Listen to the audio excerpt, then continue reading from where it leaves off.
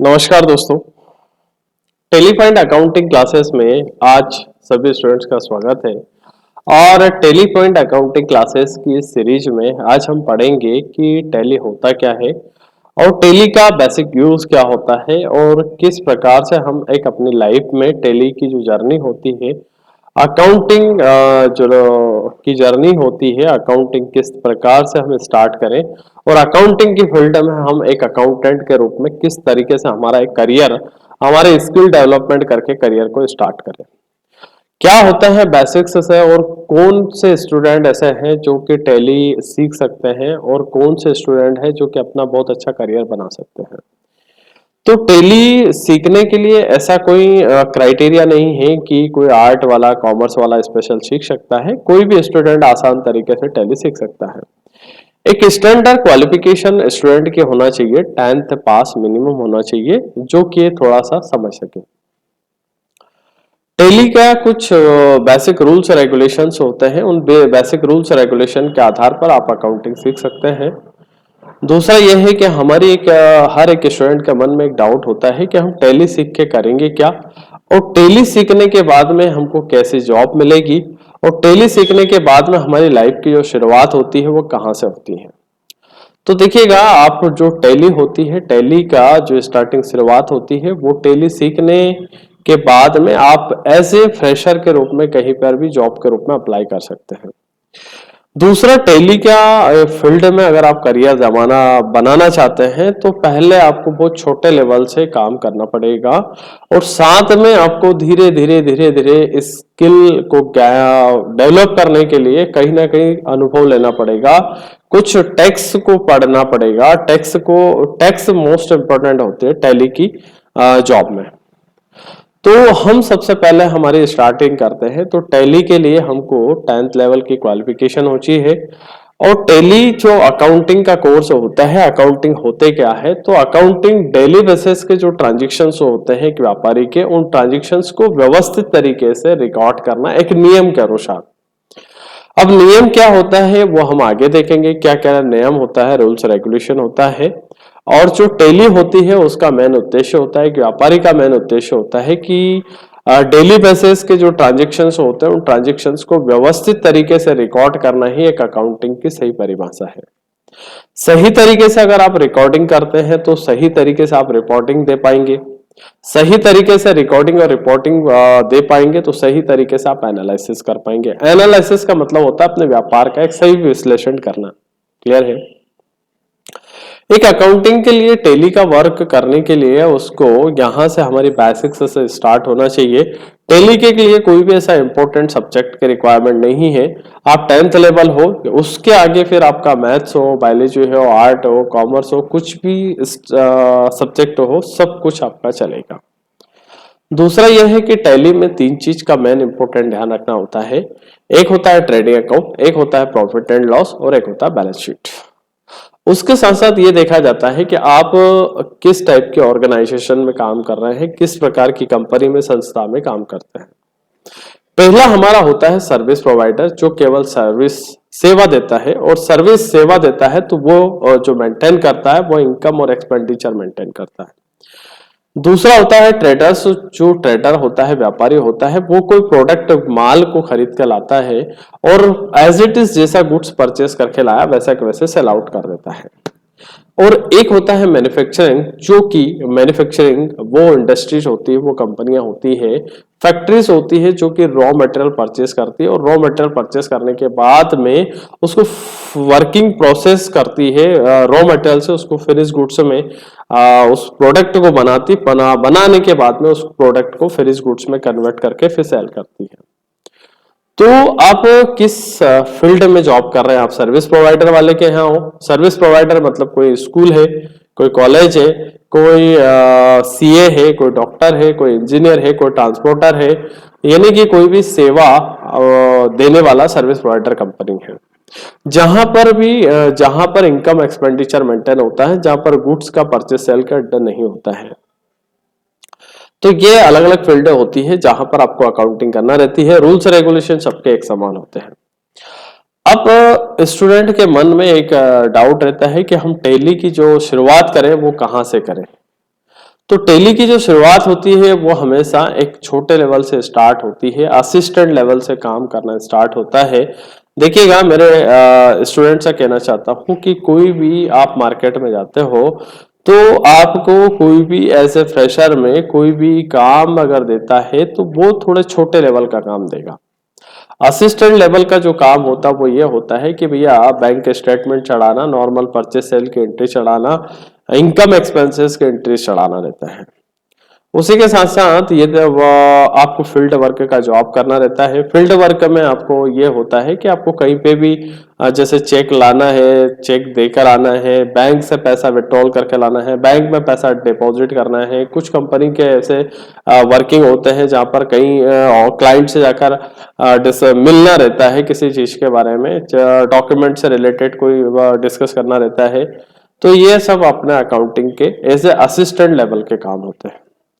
अब sir assistant level की जो जर्नी होती है वो कहाँ तक चलती है? तो असिस्टेंट लेवल की जर्नी जो होती है आपको तब तक असिस्टेंट लेवल की जर्नी होती है जब तक कि आप बहुत अच्छा अनुभव नहीं होता। अब सर असिस्टेंट लेवल से हम सीनियर अकाउंटेंट कैसे बने? तो असिस्टेंट लेवल से सीनियर अकाउंटेंट बनने के लिए कोई डिग्री अलग से नहीं करना होती है। असिस्टेंट लेवल से अगर आपको सीनियर अकाउंटेंट बनना है तो पहले असिस्टेंट लेवल में अपने ऊपर जो सीनियर अकाउंटेंट है या सीनियर सीए है, मालिक है, तो उनसे एक अच्छा टर्म्स आप रखिएगा, वहां से उनसे जानकारी लीजिएगा। जो कंपनी के पुराने डाटा है उनको आप सर्च करिएगा। लेकिन सर्च करने से पहले मैं कहता हूं कि थोड़ा सा एक अच्छी अपने सीए से या चार्टर्ड अकाउंटेंट के माध्यम से उन डाटा को सर्च करिएगा, तो बेनिफिट मिलेगा। कहीं ना कहीं आपको डाउट है तो अपने सीनियर अकाउंटेंट या सीए से आप जानकारी लीजिएगा। दूसरा होता है कि मोस्ट इंपॉर्टेंट चीज होती है टैली में ग्रुप्स को देखें, उनको हेड को देखें, उनके नंबर। टैली में चार चीजों होती है, चार चीजों को पहचानना होता है। नंबर ऑफ पहला होता है कि आपका एक्सपेंसेस जो होते हैं वो कहाँ कहाँ होते हैं। तो इसके लिए आप सबसे पहला एक ग्रुप देखिएगा कि कंपनी में इनडायरेक्ट एक्सपेंसेस का ग्रुप होता है जहां पर सभी प्रकार के खर्चे होते हैं। एक्सपेंसेस डायरेक्ट भी होते हैं, इनडायरेक्ट भी होते हैं, तो उन खर्चों को आप देखें कहाँ कहाँ होते हैं।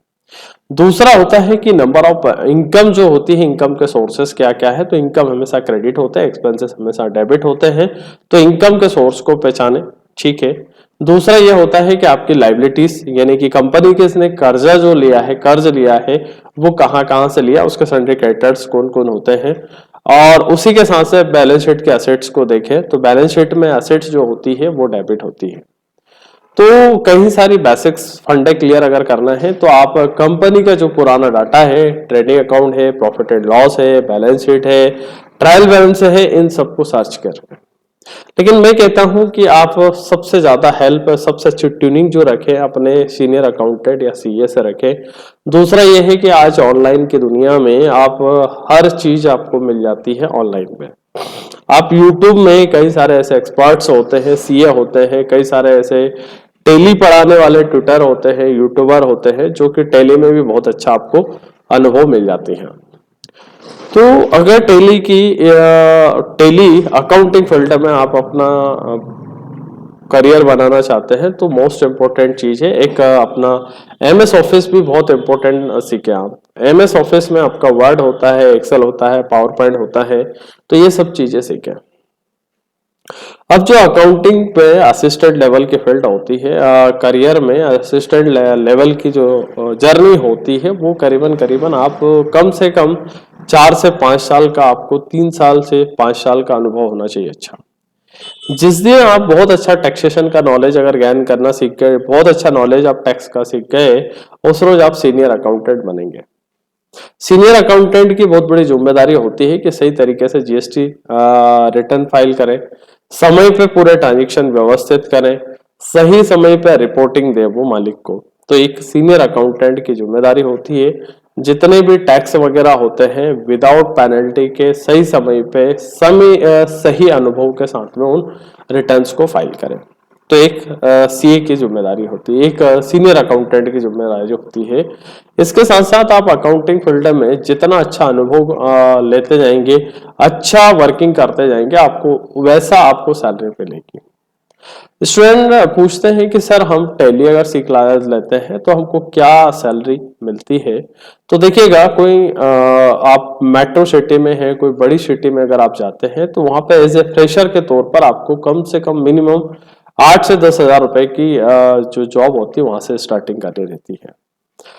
अब ये 8 से 10 हजार रुपए की जॉब जो होती है वहां से हम जब स्टार्ट करते हैं तो धीरे धीरे जैसे जैसे हमारा एक्सपीरियंस बढ़ता जाता है वैसे हमारी सैलरी बढ़ती जाती है। जैसे जैसे हम हमारी टैक्स की दुनिया में जीएसटी वगैरह का अच्छा अनुभव करते हैं तो वैसे वैसे हमारी सैलरी बढ़ती जाती है।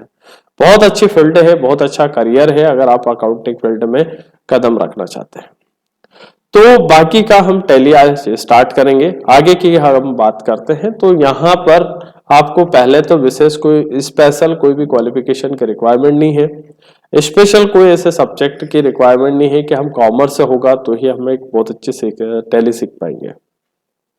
बस टैली अगर आप सीखना है तो कुछ नियम होते हैं, उन नियम को हम आगे बताएंगे, उन नियम को आप फॉलो करते जाइए। दूसरा यह है कि टैली में आपको अकाउंटिंग फील्ड में अगर आना है तो थोड़ा सा पैशन रखना पड़ेगा।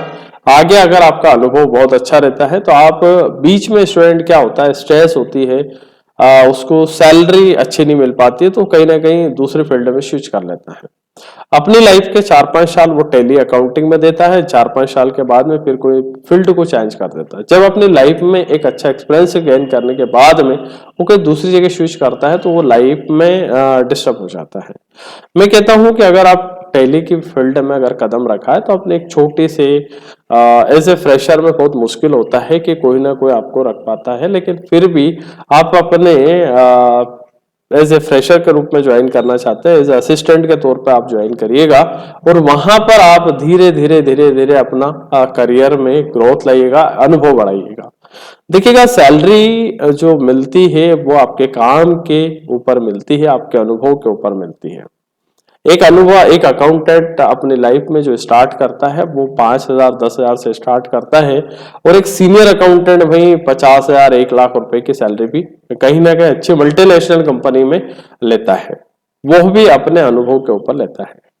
तो हम आगे कंटिन्यू हम पढ़ेंगे। तो आज के लिए इतने काफी, बहुत बहुत धन्यवाद। अगर वीडियो पसंद आया तो लाइक करें, शेयर करें और सब्सक्राइब करें। धन्यवाद, थैंक यू।